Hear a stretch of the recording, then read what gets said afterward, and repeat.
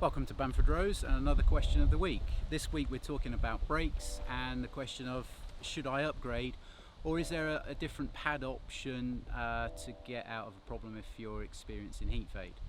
So the problem is, especially on DB9, it's a 355mm disc with a 4-piston caliper, and the weight of DB9 means that compared to V8, which is a lighter car, exactly the same brake hardware, a DB9 is more susceptible to heat fade than a V8. But if you brake down from high speed on a V8 and really push the pedal to the floor and you generate the heat in the assembly, then you can start to notice that you're getting that transition of brake pad material onto the disc.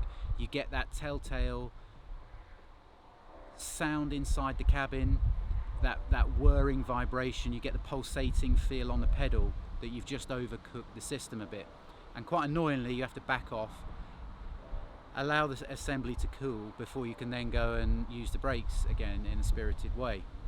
So if you are on the road experiencing heat fade in that way on standard brakes, then you can upgrade to the Pagid RS29 compound material, and this will in most cases completely get rid of the brake fade on the road. If you do still experience it on the road and maybe you go on the track a bit, then you can consider upgrading the hardware. So the next step after the pad tweak would be to fit the brake upgrade option, which is going from a 4-piston caliper to a 6-piston caliper and to a 380mm bell mounted disc, so it dissipates the heat better, as opposed to the cast single piece disc of the standard 355mm option.